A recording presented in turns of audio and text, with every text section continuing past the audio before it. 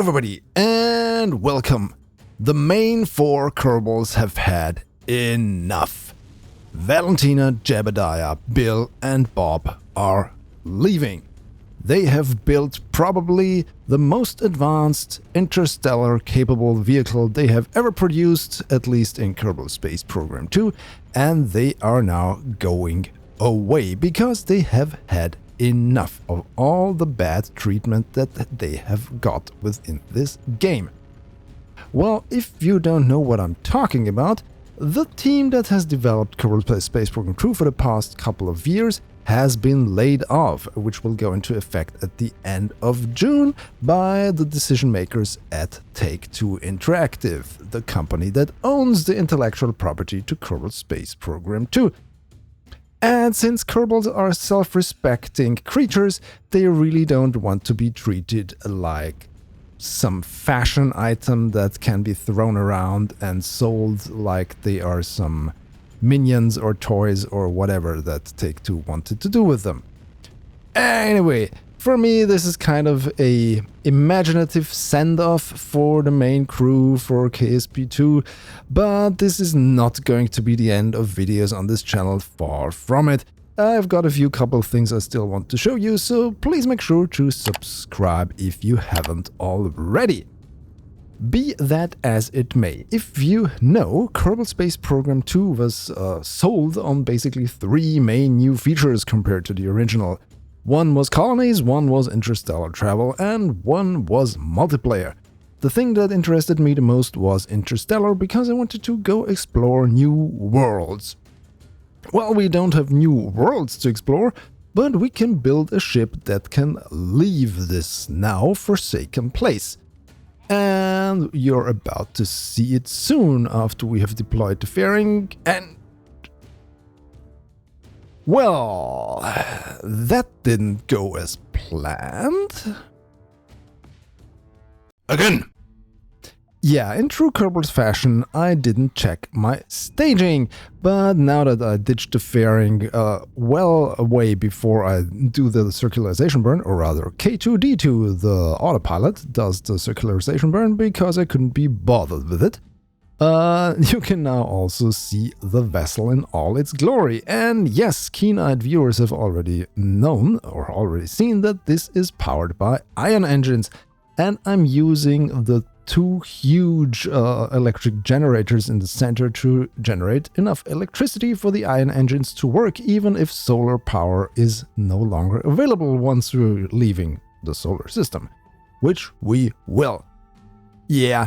This is nothing like the gigantic interstellar vessels that we have seen in the trailers, but it will suffice. It's basically an escape boat or escape pod for the four Kerbals because they really want to get away. One of the drawbacks of ion propulsion is that it's very slow, so the maneuver node's gizmo doesn't know what to do with it and creates interesting figures. But we know what we have to do, and that is just burn at the lowest point on the night side of the orbit, and then we're going to create a trajectory that will lead us away from our planet, away from the sun, and in the end away from the entire system. Unfortunately, due to the fact that ion engines are really weak in the thrust department, this is going to take quite a while, so it's not really an escape where the four Kerbals are running away, it's more like a really slow crawl. Basically, I can only do a couple of meters per second of delta V change per orbit, so I had to do a lot of orbits.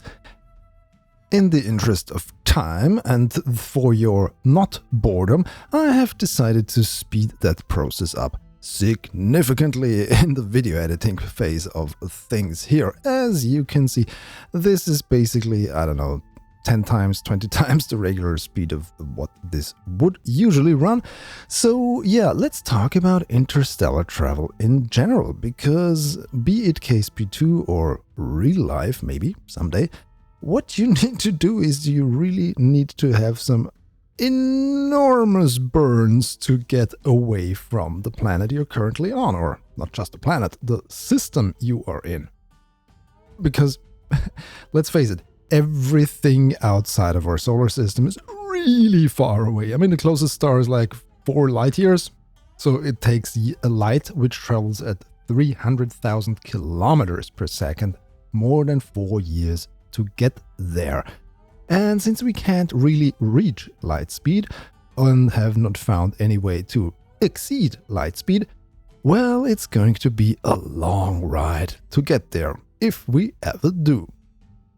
But of course, I did not have to spend 4 years doing orbits in minute increments around Kerbin until I finally had a trajectory that was high enough to get to escape velocity, at least escape velocity from the planet, because after we reach escape velocity from the planet, we will also need to reach escape velocity from the sun. But that is coming up soon, because now, well, we have to skip this. Yeah, because, let's face it, the entire phase is, even sped up, not really that interesting. So we're going to go outside of our little sphere of influence of the planet now. And since we now have the trajectory pretty straight, the only thing that I'm going to do, or really have to do, is just point the vessel to prograde and hit the accelerator. And if you look closely on the panel on the right hand side, you can see that we still have 64,000 meters per second of delta V left, which is a lot, but honestly, it's not going to be enough to reach anywhere near relativistic speeds, anywhere near the speed of light.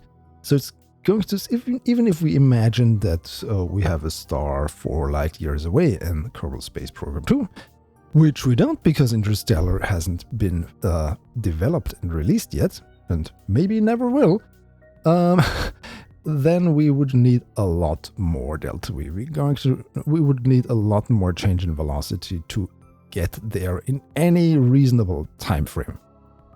On the other hand, since we have time warp, and potentially maybe even faster time warp, then all of this travel time kind of problem, this entire travel time problem kind of is a moot point, because you could just time warp, go for lunch, come back, and then you're there anyway. But yeah, that's not fun now, is it? We want to reach ludicrous speeds, of course. But first we're going to leave Kerbin. Bye-bye Kerbin, we're burning ahead, and with the 2 giant power generators and the solar panels extended, we can almost continuously fire our, what is it, 7, 12, 16, whatever, enough ion engines to continuously accelerate. Anyway, what you can see also here is that at some points when the time warp exceeds a certain threshold, then the electricity is immediately sucked up because the solar panels, for some reason, cannot provide enough power if you're going too fast. Too fast on the time warp side of things. I don't know. Maybe a bug, maybe by design. I don't know, and maybe I don't even care at this point in time. What I do care is that this rudder looks nice, and it's a kind of sleek interstellar vessel, because there may not be aerodynamic forces, but if you are traveling at this type of speed, if we really were able to reach somewhere even close to the speed of light, like let's say 50% speed of light, 10% speed of light even, there is still the interstellar medium. I mean, it's basically a vacuum, or at least almost a vacuum, but still, at these type of speeds, there will be some kind of drag. So it will be necessary, believe it or not, it's going to be necessary if we're traveling at those types of speeds to build aerodynamic interstellar ships.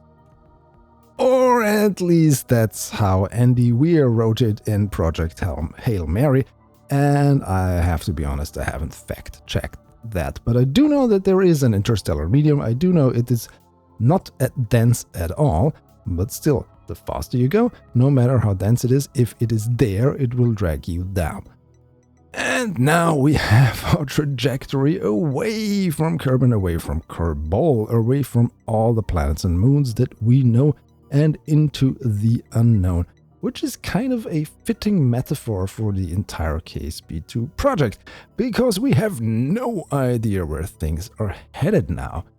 Is it going to be continued to be developed? Is it going to be sold? There are rumors that the game is going to be, or the intellectual property of Kerbals as a general, is going to be sold off to somebody, that these talks have already fallen through. There was an IGN article about it, but nothing really that sticks, nothing really that I can point my finger to and say, hey, that's going to happen soon. I don't know. I am as clueless as everybody else, unfortunately. What's also unfortunate, if you look on the left-hand side, is that my throttle has to be reduced. I cannot keep up my continuous acceleration because, at least not at full power, because we're already so far away from the sun that the solar panels are not as effective as they were. Maybe I should not have put them in this configuration, but yeah. And now we have basically reached half of our xenon fuel. Why do I only spend half? Because I imagine that somewhere out there there's going to be a friendly solar system without corporate takeovers and idiots in suits that mess everything up, and without people incompetent that don't know what they do, no matter if in a managerial position or directly within the team. Anyway, we are now past Elu and we are now really away. There's nothing that keeps Val, Jeb, Bill and Bob back at home, because apparently they're no longer welcome there. And while the ship drifts into the darkness of the interstellar medium, we no longer need those solar panels. I mean, they generate 0.01 electric units, but yeah, let's fold those up and prepare for the long night. While there is no light from any sun, there are some people that bring some light to this place, and those are these wonderful folks that support my channel over on Patreon or via a YouTube membership.